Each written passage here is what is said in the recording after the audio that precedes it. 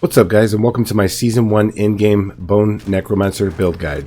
As you can see, I completed a Tier 100 Nightmare Dungeon at just level 95. I did die a couple of times, but it was the first Tier 100 that I attempted, and I was just trying to rush through it. We will cover everything from the skills to the Paragon Board. This build is also Uber Lilith viable. There will be Nightmare Dungeon gameplay at the end if you want to check that out, and also timestamps will be down below. Let's get right into it. Alright guys, we'll go ahead and start off in the skills, using the build. Real quick, up top, for our basic skill we use Reap. We can generate essence or make a corpse with this if we needed to. I don't use it anymore. Bone Spear, this is our main damage dealer obviously. Blood Mist, just to get out of tight spots, tight situations, makes us go immune.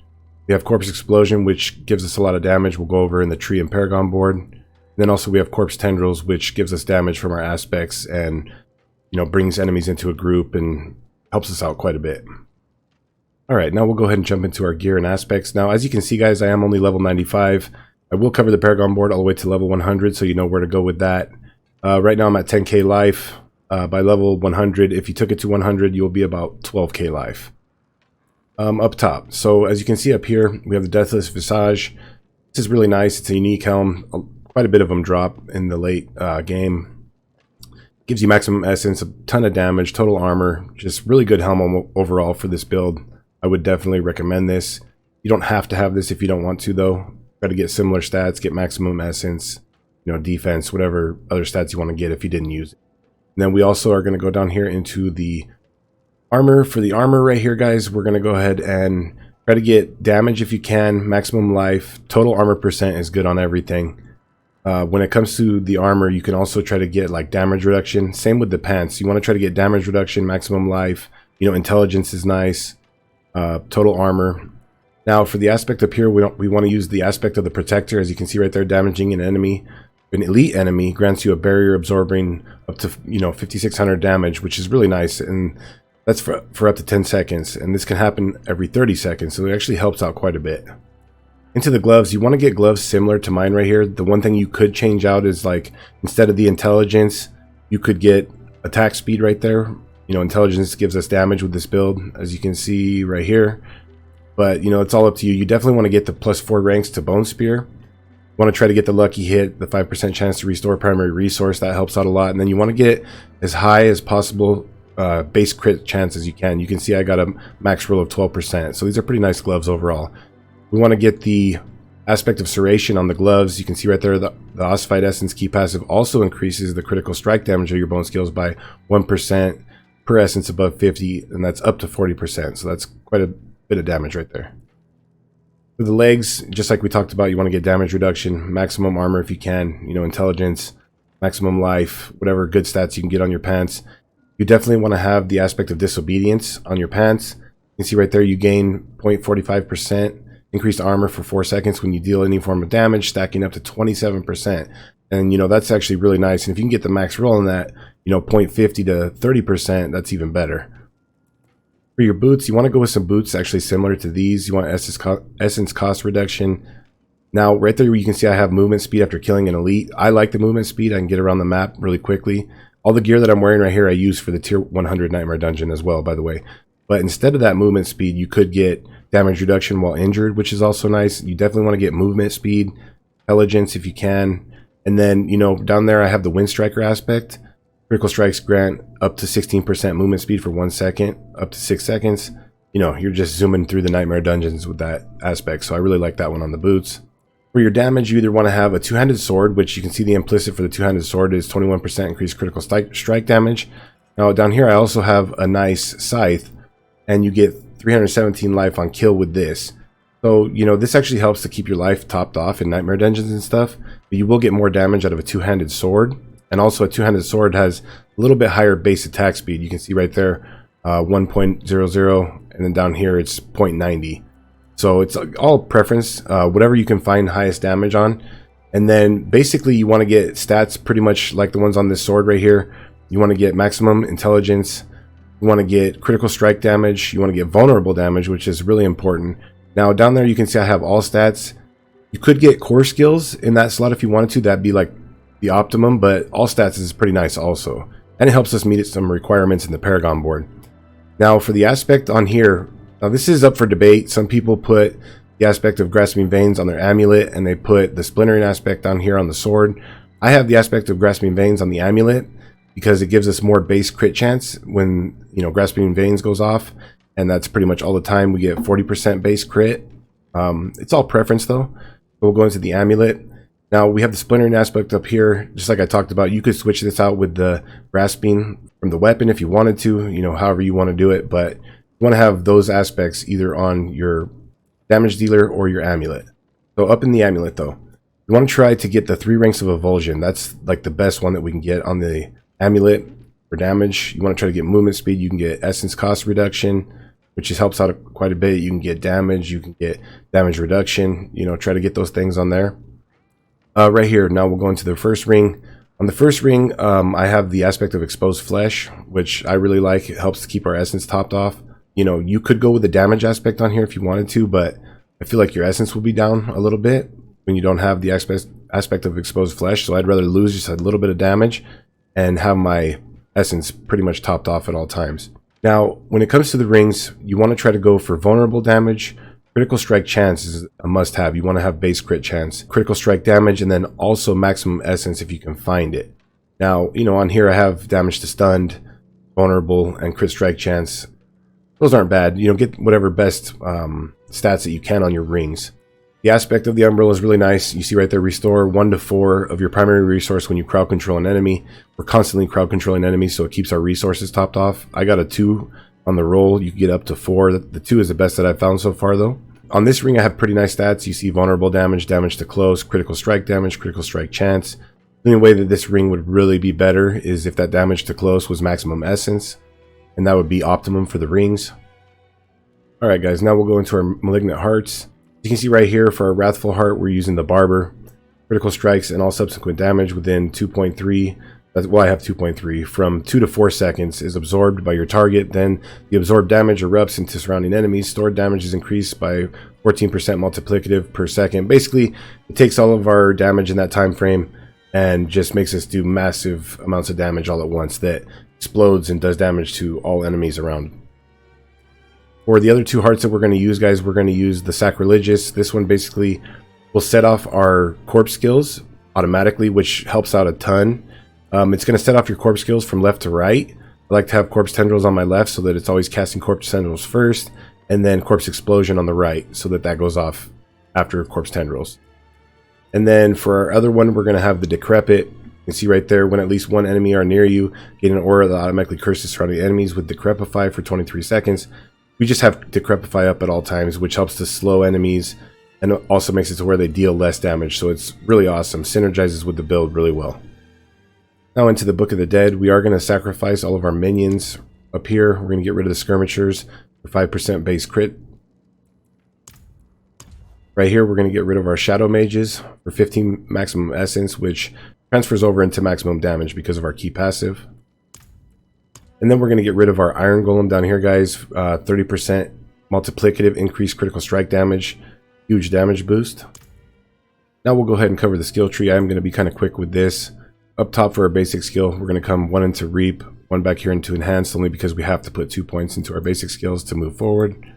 Now we're going to come down into our core skills. You can see obviously we're taking Bone Spear, got rank 9 because of the gloves. Back here into Paranormal Bone Spear. We're going to want to get 3 into Unliving Energy for maximum essence, 3 into Imperfectly Balanced for increased damage. We do spend a little more essence, but it's worth it overall. We want to get 3 into Hewed Flesh, so we're creating corpses on targets. Has a 12% chance. The chance is doubled against bosses. Down here into Corpse and Macabre, we're going to put 1 into Corpse Explosion, 1 into Enhanced Corpse Explosion, 1 into Blighted Corpse Explosion. Now the reason that I go back here into Blighted is so that we have the uptime on this all the time for more movement speed, which I like to have as much movement speed as possible. We're just getting around the map or the Nightmare Dungeons really quickly. And then also it keeps our aspect of Disobedience up and keeps our armor higher like at all times because it's ticking on the enemies. Then also right here, now I have 3 ranks from my gear into this, but if you didn't, you'd want to put 1 right here, obviously in the Blood Mist, and then you just take 1 out of Grim Harvest, so only put 2 into here. But if you have this from your gear, you want to get 3 into Grim Harvest for generating essence from corpses, and then 3 into Fueled by Death. You deal 9% increased damage for 6 seconds after consuming a corpse. We're going to come down into our curse skills. Now we always have the Decrepify aura up because of our Malignant Heart. So we're going to put 3 into Amplify Damage, 12% increased damage to cursed enemies. We're going to put 3 into Death's Embrace. Close enemies take more damage and deal less damage to you, which is really nice. 3 into Death's Reach. We do damage from the outside at a distance at all times almost, so you know that's always up. We're always getting more damage from that. We're going to come down into Corpse of Macabre. Like I said earlier, we want to take Reaper's Pursuit. This just gives us more movement speed. I love to have movement speed and get around quickly. We're going to go 1 into Corpse Tendrils, back here into Enhanced, then back into Plague to keep all enemies vulnerable. We're going to come down here into Serration, 3 into that. You know, it gives us base crit chance depending on our essence, and with this build we have like over 200 essence at all times, so it's really nice. Compound Fracture, this is pretty much always up for more damage. And then Evulsion, we have 3 from our Amulet, giving it rank 6. You see right there, your bone skills deal 30%, and that's multiplicative. You see the little X. Increased critical strike damage to vulnerable enemies. All enemies are pretty much vulnerable all the time. Huge damage. Now we'll come down into our ultimate skill. We don't take any ultimate skill. Now you could switch things around a little bit, take Bone Storm if you wanted to for more damage reduction and 20% base crit. I chose to opt out of that.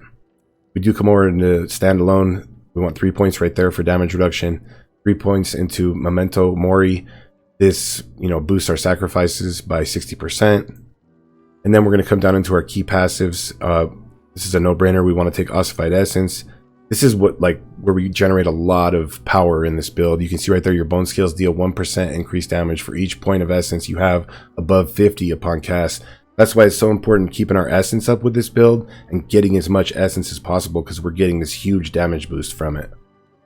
Alright guys, now we'll go into the Paragon board really quickly. There will be a link in the description if you want to see this build on a website, and it will cover the Paragon board and everything else. You want to definitely try to get all your glyphs at least to level 15. I mean, eventually you want to get them all to level 21 for even more damage, but at level 15 to get the bigger radius. This build is level 95, but I'll cover the board all the way to level 100 so you know where to go with the extra few points. So right here in our starter board, we're going to come up, we're going to grab Prime for damage and maximum life. Now initially, this is just where I went to before. Initially I came up this side over so that we didn't have to take this extra point right here, but at this level, we're going to come up here, we're going to put Sacrificial in here, get it to 40 intelligence so that you get the additional bonus of 10% multiplicative increased damage because we have no minions. We're going to want to take these over here, more damage. We're going to grab that intelligence, just get the intelligence to make it right to 40. Preservation, we're going to go ahead and grab knowledge for damage and intelligence. We're going to come up here, the next board that we're going to come into, guys, is Bone Graft. This is really awesome. It boosts our maximum damage and our maximum essence. We definitely want to get that. Now when you first come into this board though, you're going to come over here and grab Reinvigorate for essence and essence on kill. Up here for more maximum essence. If you're having essence problems, you could take these over here. 2 more essence on kill with these 2 points. I don't need it anymore, so that's why I got rid of those, but you could take those if you wanted to. After getting this though, you're going to come over here, you're going to want to grab Entomb for base crit chance. You're going to want to grab Bone Graft. You want to come up here for critical strike damage with bone skills and bone skill damage all in this area. Really nice. Next up here, we're going to put Exploit. This is the most important glyph in the entire build. Gives us, you know, 38.8% vulnerable damage, which is really nice. And then, you know, for our additional bonus, we also dealing damage to a vulnerable enemy increases your damage by 1% for 6 seconds up to 10. Well, that's awesome. We're going to come up here, get Shaper of Bone, you know, intelligence, bone skill damage. And the next board that we come into will be Scent of Death. Now you can see right there, with at least 2 corpses nearby, you deal 15. I'm sorry, with at least 2 corpses nearby, you gain 15% damage reduction. With no corpses nearby, you get 15% increased multiplicative damage, which is awesome. We're gonna come over here, grab Ruin. We're gonna grab Scent of Death. We're gonna come up this way right here, guys. We're gonna put Imbiber. This actually gives us a ton of damage. Imbiber is really important for this build. Want to get that max level as soon as possible. I don't even have that max level yet, or Sacrificial. So by 100, when you get, you know, your glyphs up to level 21, you'll be doing even more damage than I'm doing right here, which I'm already doing enough to do everything in the game. So, but anyways, so yeah, we're gonna put Imbiber right here. Come over to Death Marked right here. You know, we get all the willpower in range. We're gonna come over here to Preservation for armor intelligence. Come over this way. We're gonna come down here to Corrective. You know, a lot of critical strike damage. And then the next board that we're going to come into is going to be the Flesh Eater board. This is probably the most important legendary node in the build. You know, because of our Malignant Heart, it's always setting off Corpse Explosion. You know, and right here, after consuming 5 corpses, we get 40% multiplicative damage for 6 seconds. This is almost always up, so it's just a huge boost to our damage.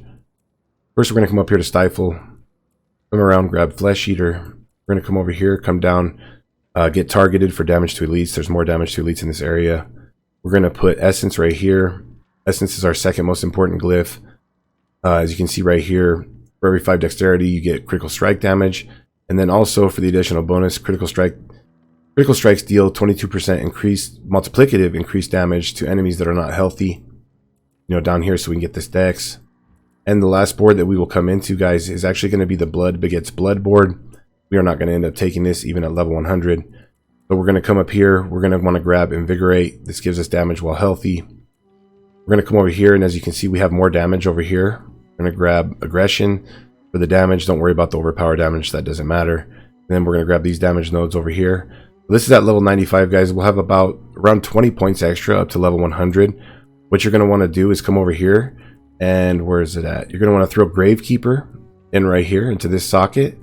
For Gravekeeper, you want to get the 25 dexterity. The reason we're taking Gravekeeper up there is you can see right there for the additional bonus, when you get the 25 dexterity, you deal 2% increased damage up to 12% for every close corpse. And that's multiplicative, so that's a nice boost. There's always corpses around us. So yeah, you're going to want to put Gravekeeper right there. You'll grab this dexterity in this area and the dexterity coming up to it. And then you'll want to take this just for more intelligence since you're going over that way anyways. And then I think after getting the dexterity, you'll have a couple of points left over. You know, good spots for those would be, you know, I could take these points out right here to these damage to healthy points if I wanted to. Not the critical strike, but you could take those out if you wanted to. I chose to keep those in there because we're almost always healthy, so that's more damage. You can come down here, get this armor, get this dexterity. Pretty much choose whatever you wanted to. So that is the in-game, you know, guide for this build. If you guys have any questions or comments, let me know down below. There will be Nightmare Dungeon gameplay right now at the end if you want to check that out. I really appreciate you guys' support recently. It's been awesome. I appreciate all the subs. Thank you guys for watching. Yeah.